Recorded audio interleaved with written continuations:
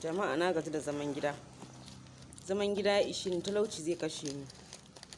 Ba komai sai dai mutum ya yi bacci, ya tashi, ya ci abinci, ya yi kallo, ya yi chatting. Nefa ma sai sun ga dama su kawo ta. In ba su kawo ba, an ba ka da inji sai dai ka sha zafi. Ga an tukuro ta hana mutane walwala, ta hana mutane fita su nemi halaka.